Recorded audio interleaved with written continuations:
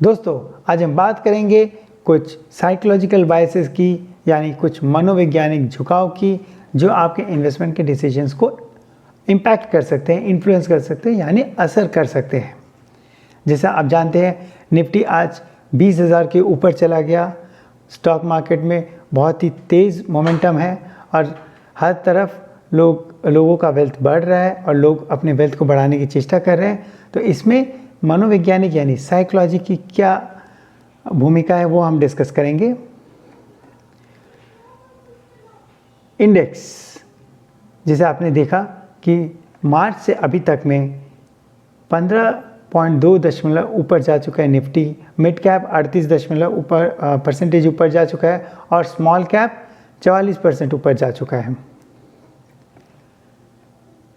अगर हम एक साल फॉरवर्ड पी यानी प्राइस अर्निंग रेशियो की देखें तो निफ्टी अभी 18.5 टाइम्स ऑफ अर्निंग्स है, जो कि पिछले 10 साल का एवरेज 17.5 टाइम्स ऑफ अर्निंग था। अगर आप देखें डीमैट अकाउंट्स की तो अगस्त में पिछले 19 महीनों का रिकॉर्ड ब्रेक हुआ, यानी 31 लाख अकाउंट नए खुले हैं, जो कि 29.7 लाख थे जुलाई में और पिछले अगस्त में वही अमाउंट 21 लाख थे। अगर हम देखें बिहेवियरल फाइनेंस, अब हम इसकी बात करेंगे कि कैसे साइकोलॉजी ऑफ इन्वेस्टर यानी मनोवैज्ञानिक भावनाएं एक इन्वेस्टर के डिसीजंस को इन्फ्लुएंस करती हैं। डेनियल कैमन और रिचर्ड थैलर ने 2002 और 2017 में इसे इंटीग्रेट करने की कोशिश की स्टैंडर्ड फाइनेंस, जो हमारे फंडामेंटल फाइनेंस के साथ। तो स्टैंडर्ड फाइनेंस और बिहेवियरल फाइनेंस में क्या अंतर है? तो स्टैंडर्ड फाइनेंस में इकोनॉमिक्स कोर पे रहता है और बिहेवियरल फाइनेंस में साइकोलॉजी यानी भावनाएं कोर पे रहती हैं। अगर रैशनल देखें तो इन्वेस्टर्स काफ़ी रैशनल होते हैं, सोच समझ के अपना डिसीजन लेते हैं स्टैंडर्ड फाइनेंसेस में, जबकि वही जब बिहेवियरल फाइनेंस होता है तो उसमें काफ़ी तरह की बायसेस यानी झुकाव आ जाते हैं, जो कि उनकी भावनाओं से आए हैं या उनकी मानसिकता से आए हैं। एफिशिएंट मार्केट हाइपोथेसिस अगर हम देखें तो वो डिस्क्राइब करता है कि जो प्राइसेस की रैंडम मूवमेंट्स हैं वो क्यों हो रहे हैं, जबकि अगर बिहेवियरल फाइनेंस में देखें तो बहुत सारे कलेक्टिव लोगों के बायसेस, उनकी भावनात्मक, उनके मनोवैज्ञानिक सोच, उनके चलते एक हर्ड मेंटालिटी क्रिएट होती है, जिससे बहुत जन मिलके एक साथ खरीदते हैं या एक साथ बेचते हैं, तो उस तरह से शेयर मार्केट ऊपर या नीचे जाता है। डिसीजन मेकिंग स्टैंडर्ड फाइनेंस में रूल ड्रिवन होता है, जबकि यही एक बिहेवियरल फाइनेंस में बहुत ही एक्सपीरियंस बेस, अपनी सोच बेस या किसी भावना के चलते आता है, जो हम पूरे डिटेल में अगले स्लाइड्स में डिस्कस करेंगे। और रिस्क रिटर्न अगर आप देखें वो हमारे फाउंडेशन एक स्टैंडर्ड फाइनेंस का है कि जितना रिस्क लोगे उतना रिटर्न आएगा, जबकि इस बिहेवियरल फाइनेंस में किसी भी तरह लॉस को रोको, ज़्यादा से ज़्यादा कमाओ, ये हम सोचते हैं। और अगर स्टैंडर्ड फाइनेंस को देखें तो उसमें डिटेल एनालिसिस करके एक इन्वेस्टर इन्वेस्ट करता है, जबकि बिहेवियरल फाइनेंस में रूल ऑफ थंब एक जिसे बोलते हैं अपने एडहॉक, अपने सोच पे, अपने समझ पे वो नहीं करके वो अपनी भावनाओं से डिसीजन लेता है। बाउंडेड रेशनैलिटी, बहुत सारे लोगों के पास टाइम की कमी है, इंफॉर्मेशन की कमी है, या उस इंफॉर्मेशन को ठीक से प्रोसेस करने की काबिलियत या कैपेबिलिटी नहीं है, तो वो एक लिमिटेड दायरे में अपना डिसीजन लेते हैं। इससे वो एक सेटिस्फाइंग सोल्यूशन लेते हैं। इसका मतलब जो कॉम्बिनेशन ऑफ सेटिस्फैक्टरी और सफिशिएंट, मतलब किसी तरह भी एक बीच का रूप लेते हैं, जिससे विच इज़ नॉट परफेक्ट। ये कोई इरेशनल डिसीजन मेकिंग नहीं है, लेकिन एक बाउंडेड कंडीशंस के अंदर में ये डिसीजन लिया जाता है। इसी तरह एक प्रॉस्पेक्ट थियरी है, इसमें ये बोलते हैं कि पहले प्रॉस्पेक्ट्स को फ्रेम करते हैं और फिर हम उस प्रॉस्पेक्ट को इवैल्यूएट करते हैं। प्रॉस्पेक्ट मतलब जो संभावनाएं हैं, तो दिमाग में हम पहले ही वो तैयार कर लेते हैं और फिर उसे जाके इवैल्यूएट करते हैं और चूज़ करते हैं। इसके चलते क्या होता है कि पीपल बहुत रिस्क अवर्स होते हैं और वो क्या करते हैं, they are risk averse about gains, कि जैसे ही थोड़ा सा फ़ायदा हुआ उसे बुक कर लो, बट कोई लॉस हो रहा है तो उसे रोको मत। उसे वो लोग क्या करते हैं, दे सीक अबाउट लॉसेज। सो वो लॉस मेकिंग स्टॉक्स को होल्ड करके रखना चाहते हैं काफ़ी लंबे समय तक। और मॉनिटरी लॉसेज जब होते हैं, that hurt them more than the pleasure of making gains. तो इसी तरह किसी भी तरह से वो लॉस को अवॉइड करना चाहते हैं। किस तरह के बायसेस हमारे इन्वेस्टमेंट डिसीजंस में आते हैं? तो हमारी साइकोलॉजी की स्टडी बताती है कि हमारे इमोशनल बायसेस और कॉग्निटिव एरर्स, ये दोनों आते हैं। इमोशनल बायसेस मतलब भावनात्मक झुकाव, कॉग्निटिव एरर्स मतलब जो मानसिक गलतियाँ जो हम लोग करते हैं जिसके चलते हमारे ये बायसेस आते हैं। हम देखिए कई तरह के बायसेस हैं जो हमने लिस्ट डाउन किया है यहाँ पे, जो हम वन बाय वन डिटेल करेंगे। Herd mentality, loss aversion, confirmation, stereotyping, familiarity, over confidence, optimism, status quo, hindsight, recency और अटेंशन बायस। ये कई बार कई सारे बायसेस मिलके भी इंसान डिसीजन लेता है। तो we will go through one by one in detail. तो let's go to herd mentality. पहले हर्ड मेंटालिटी में क्या होता है कि जो सब कर रहे हैं वही हम करने लगते हैं, एक भेड़ चाल। सब कोई किसी स्टॉक पे लगा रहे हैं, उसका प्राइस बढ़ते जा रहा है तो हम भी लगाएंगे, कहीं हम मिस नहीं हो जाए। तो the fear of missing out, FOMO impact आता है। तो कैसे इसको अवॉइड कर सकते हैं?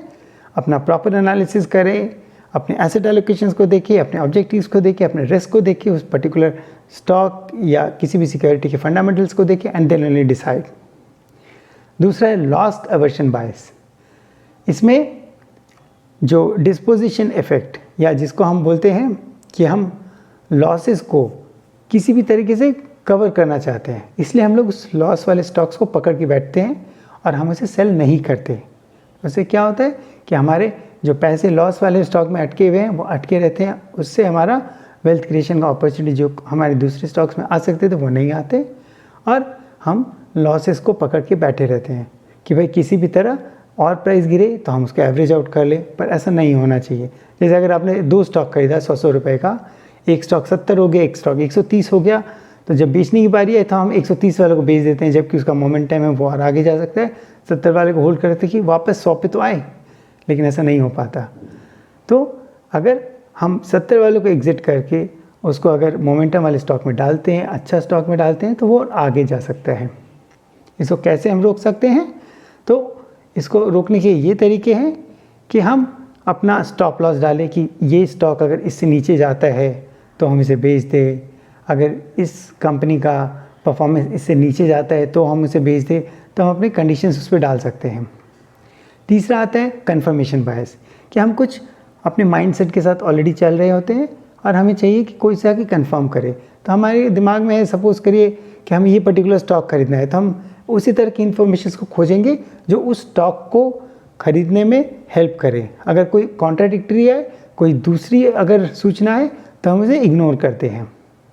जैसे अगर हम सपोज़ करिए कि एक पर्टिकुलर स्टॉक के प्रति बहुत ही झुकाव है और हमें वही खरीदना है, कोई अगर मना भी करे कि भैया ये फलाना स्टॉक मत खरीदो, तो भी हम उसकी बात नहीं मानते, और जो हमें उसके बारे में पॉजिटिव ज्ञान देता है we generally go with that without asking. इसमें भी हम ज़्यादा रिसर्च नहीं करते, हमें जो पसंद है हम वही करते हैं। स्टीरियोटाइपिंग या अवेलेबिलिटी हिस्टेरिक, इसमें यह है कि हमारे दिमाग में स्टीरियोटाइप है कि ये कंपनी अच्छी ही है, ये फंड मैनेजर अच्छा ही है, तो अगर कंपनी अच्छी है तो इन्वेस्टमेंट भी अच्छा होगा, फंड मैनेजर अच्छा है तो इन्वेस्टमेंट भी अच्छा होगा। पर ऐसा नहीं हो पाता कई बार। इन सबको बोलते हैं स्टीरियोटाइपिंग। अगर हमने पहले किसी IPO में पैसा बनाया तो हमको लगता है IPO is a very good method of making money, तो हम दोबारा फिर से IPO में जाते हैं, जबकि हर IPO एक नया IPO है, हमें उसे थॉरोली एनालाइज करना चाहिए। इसे हम कैसे अवॉइड कर सकते हैं? इसे हम प्रॉपर रिसर्च से, अपनी स्टडी से, अपने एनालिसिस से रिसर्च करके फिर इन्वेस्ट कर सकते हैं। एक दूसरा बायस है फेमिलियरिटी बायस। हम जिस भी चीज़ से फेमिलियर हैं हम उसी के साथ जाते हैं। फेमिलियर यानी हम उससे वाकिफ़ हैं। हम अगर किसी चीज़ से वाकिफ़ है तो हमें वो कंफर्ट देता है और हम उसके साथ जाते हैं। जैसे कोई पर्टिकुलर स्टॉक हम काफ़ी सालों से होल्ड करके रखे हैं, या उस कंपनी में कोई हमारा जान पहचान वाला है, या किसी भी तरह हमको उस स्टॉक के साथ कंफर्ट आ रहा है तो हम उसी को कंटिन्यू करते हैं, जबकि हो सकता है वो स्टॉक कंपेरेटिवली उतना परफॉर्म नहीं कर रहा हो।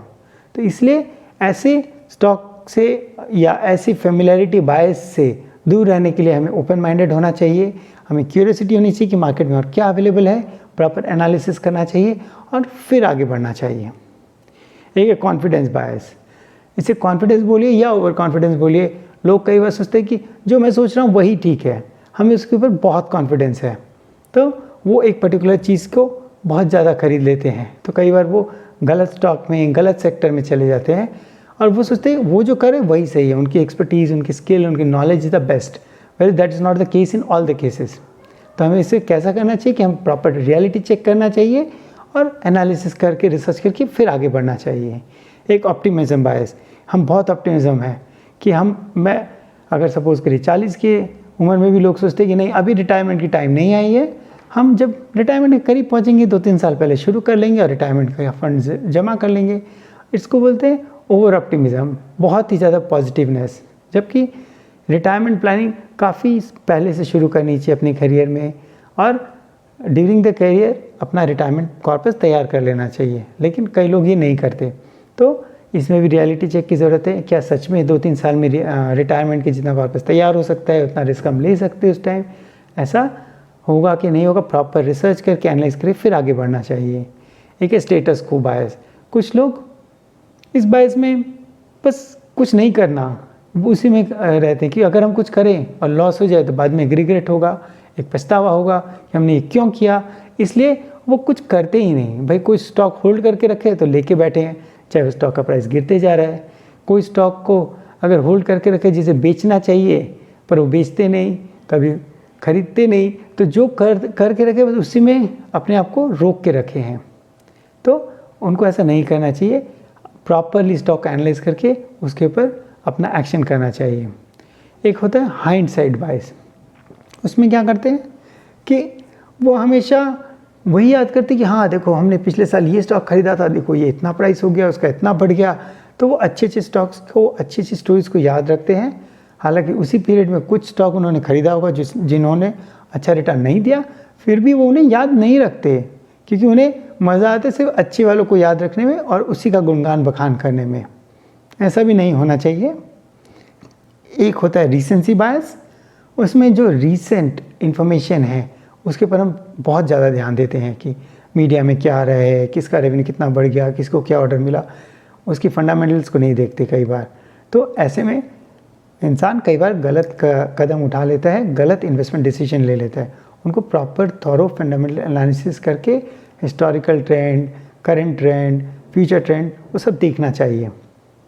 एक और बायस है, उसे कहते हैं अटेंशन बायस, कि कई बार बहुत ज़्यादा हमें हमारे पास कुछ इनकम है, कुछ पैसे हैं, उसे इन्वेस्ट करना है, तो कहाँ डालें जाते हैं हम गूगल में सर्च करते हैं, कभी कहीं न्यूज़पेपर में देखते हैं, तो जो सामने सबसे ज़्यादा आता है तो हमें लगता है यही ठीक होगा और हम वहाँ पैसा लगा देते हैं, पर ऐसा कुछ नहीं है।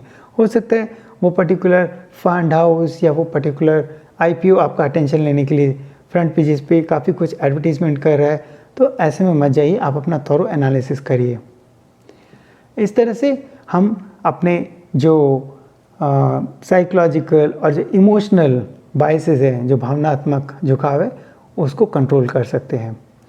अगर हम देखें कि अगले स्टेप में अब हम बात करेंगे कॉग्निटिव एरर्स की। कॉग्निटिव एरर्स क्या हुए?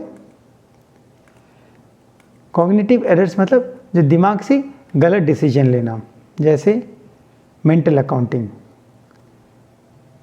और एंकरिंग एंडोनमेंट बायस, फ्रेमिंग और डिसीजन या चॉइस एनालिसिस। इसमें क्या करते हैं, जैसे मेंटल अकाउंटिंग हम लेते हैं, तो मेंटल अकाउंटिंग में हम जैसे किसी एक पर्टिकुलर सम ऑफ मनी को सेम सम ऑफ मनी से अलग समझते हैं। जैसे अगर कोई हमें लॉटरी उठी या बोनस मिला या अगर कोई इनकम टैक्स का रिफंड आया, तो इन सब पैसों को हमको लगता है कि ये विंडफॉल गेन्स है, तो इसे हम आराम से खर्च करते हैं, जबकि ऐसा नहीं होना चाहिए। सेम अमाउंट अगर हम सैलरी से कमा रहे हैं उसे कम खर्च करते हैं, सोच समझ के खर्च करते हैं, और वही अगर कहीं हमें लॉटरी से मिलता है या कहीं बोनस से मिलता है हम बहुत खर्च करते हैं, तो इसे कहते हैं मेंटल अकाउंटिंग। तो ये एक बायस है, जबकि same sum of money, same amount, same रकम की मनी को हम अलग अलग तरीके से ट्रीट करते हैं। दूसरा एंकरिंग बायस या इंडोरमेंट बायस। तो एंकरिंग बायस में क्या होता है कि हम अपने जो चीज़ है उसको बहुत ज़्यादा वैल्यू देते हैं कि ये हमारे पास है तो इसी की वैल्यू है, और हम उसमें लॉस अवर्शन की कोशिश करते हैं कि भाई किसी भी तरह से लॉस नहीं आ जाए इसमें, जबकि हम फंडामेंटल्स को भूल जाते हैं। अगर वो अच्छा स्टॉक नहीं है, अच्छी सिक्योरिटी नहीं है, तो हमें उसे एग्ज़िट करना भी चाहिए। जैसे फ़र्ज़ करिए किसी को अपने माँ बाप से कुछ स्टॉक इनहेरिट होता है, तो उसे दिल से लगा के बैठता है, नहीं ये तो हमारे पिताजी की अमानत है, ये उनकी निशानी है, हम इसे नहीं बेच सकते। जबकि वो स्टॉक अच्छा परफॉर्म नहीं भी कर रहा है तो भी उसे होल्ड करके बैठते हैं। तो इन सब को बोलते हैं एंकरिंग बायस या इंडोरमेंट बायस। तीसरा है फ्रेमिंग। किसी इन्फॉर्मेशन को प्रोसेस करने में हम गलती करते हैं, और जैसा वो इन्फॉर्मेशन हमारे सामने आता है हम उसके हिसाब से डिसीजन लेते हैं। तो हमारी वो जो गलती है उसे प्रोसेस करने की, अगर हम सोचें कि कोई स्टॉक ने 90% गलती की खराबी दिखाई है लेकिन 10% अच्छा दिखाया, उसको इस हिसाब से हम प्रोसेस करते कि नहीं वो 10% ही अच्छा है और 90% इग्नोर करते हैं। इस तरह से हम गलत स्टॉक्स में घुस जाते हैं। तो हमें प्रॉपरली इन्फॉर्मेशन को प्रोसेस करना चाहिए। और चौथा है डिसीजन पैरालिसिस, या हम बोलेंगे चॉइस पैरालिसिस या एनालिसिस पैरालिसिस। जब बहुत सारे ऑप्शन रहते हैं तो हम गलत चॉइस कर लेते हैं कई बार। तो इसे हम कहते हैं कि जब बहुत ज़्यादा ऑप्शंस हो और हम इवैल्यूएट नहीं कर पा रहे हैं तो हमें हड़बड़ी में, जल्दबाजी में कोई भी कदम नहीं उठाना चाहिए। प्रॉपर एनालिसिस करके तभी चॉइस करना चाहिए। ऐसे ज़्यादा ऑप्शन है उसमें से कुछ भी उठा लो या ज़्यादा उठा लो, कई एक एक करके सब उठा लो, ऐसा नहीं करना चाहिए। तो इस तरह से हम कई तरह के बाइसेस से बच सकते हैं। अगर हम अब आगे बढ़ते हैं, जैसे बबल्स और क्रैशेस कैसे होते हैं। तो जब एक कंटिन्यूअस प्राइस राइज होता रहता है तो उसे हम बबल कहते हैं, या उसे हम बोलते हैं प्राइस इंक्रीज़, जो कि कंटिन्यूअस बेसिस पे होते हैं। इसमें नए बायर्स आते हैं, कई सारे स्पेकुलेटर्स आते हैं, कई सारे लोग ट्रेडिंग करके पैसा बनाने आते हैं। तो जब सब एक साथ खरीदारी शुरू करते हैं तो एक बबल सा क्रिएट होता है। कई बार जेन्युइन बबल्स ऐसे क्रिएट हुए कि कई सारे बूम्स हुए हैं रेलवे के, इलेक्ट्रिसिटी के, टेक्नोलॉजी के, तो उससे प्रोडक्टिविटी काफ़ी आती है, तो उसके चलते बबल्स क्रिएट होते हैं। लेकिन कई बार जस्ट एक हर्ड मेंटालिटी से भी बबल्स क्रिएट हो जाते हैं। तो हमें पता चलना चाहिए कि ये बबल किस लिए हो रहा है, ये प्राइस राइज क्यों हो रहा है, और जनरली किस लिए होते हैं बबल्स। जब बहुत लिक्विडिटी होती है, पैसा बहुत है मार्केट में, सब कोई डाल रहे हैं, या बहुत चीपर लोन्स मिल रहे हैं, उसे हम सब स्टॉक में डाल रहे हैं, तो उससे एक बबल क्रिएट हो जाती है, बहुत ज़्यादा खरीदारी हो रही है और प्राइस बहुत तेज़ी से भागता है।